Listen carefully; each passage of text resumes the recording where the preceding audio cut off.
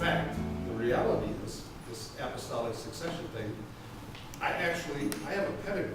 I'm like a puppy. I have a good pedigree. I can actually trace my line all the way back to the apostles. And I'm a bit unusual because, for various reasons that happened along the way, I actually have two lines. I can trace my line back to the Apostle John because I was in a line where there was a Russian Orthodox bishop. And I come also through the Western Church line to the Apostle Peter. And so I can look and see all of the people who came before me, whose hands were laid on one another's heads for that 2,000 years, and know that I am connected, and a part of that family. And that's what's happening to you today. You will become a part of that family. You will be related to the Apostle Peter and the Apostle John, writer of the great gospel. And nothing will change that. Nothing will take that away. And so spiritually, you will become a part of that family forever. Now, as you grow up, you have the opportunity to make your own choices. You can stop doing what Christians do. But it's like family. You can't stop being a part of the family, no matter how much you try. And so there will be a transformation that takes place today in that laying out of hands. You will be a part of my family, a part of all of those who are in that family, people like St. Augustine of Canterbury, Thomas of Becket,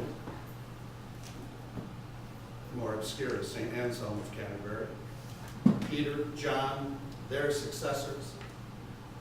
You will be a family where Jesus himself touched those people. And so Jesus will touch you. You will join us in what's known as apostolic ministry, just as everyone here is a part of that apostolic ministry. The spiritual side of confirmation is that you will be people who are sent. The word apostle, apostolos in Greek, when it gets translated to English, means one who is sent. It's a pretty simple formula, isn't it? You will be people who are sent into the world. If you listened very carefully to the first reading today, you learned about Isaiah's encounter with God. God called Isaiah to be his prophet. Do you remember what his response was? Oh, don't send me, God. I'm just so ordinary. I'm just an ordinary guy with ordinary people doing ordinary things. And one of God's angels flew to Isaiah and touched his lip with a coal and said, God is willing to set all that aside because he's calling you to be his servant, to be one who is sent. And so that's what's happening to you today. God knows that you're ordinary, normal people, or at least as normal parents, at least as normal as anybody ever gets to be. God isn't going to change that. When this is over, you will still be normal, although you'll be a part of that apostolic family. But you'll be like Isaiah. God will set that aside because he has something for you to do. He has a mission and a ministry for you to engage in the world. The business of church doesn't take place in places like this. The business of the church is not inside churches. The business of the church is in the world in which we each live.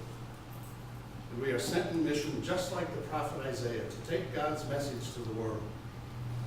To tell the world that even when things don't seem to be right, even when things don't seem to be under control, even when things seem sometimes to be awful, God is somehow in the middle of it. And that in the end, God will win out. We end the service, interestingly enough, with something that's misnamed. We call it the dismissal. God doesn't dismiss us. God sends us. And so that last line that's uttered at the service, let us go forth in the name of Christ, isn't our being dismissed like we were in school when class was over. We're being sent with a mission into the world. That mission is to invite others to join our apostolic family, to learn that God is with them at all times, in all places, in all circumstances. And that makes a difference as we go through life. This morning, to you four, and to everyone in this church, God is speaking as he spoke to Isaiah. Who will go for us? Whom shall I send? I pray that every one of us, as we stand up today, to renew our own baptismal covenant, to affirm these young people who are committing themselves to apostolic ministry by giving our support. My prayer is that we will say with Isaiah, "Here am I, Lord, send me." Amen.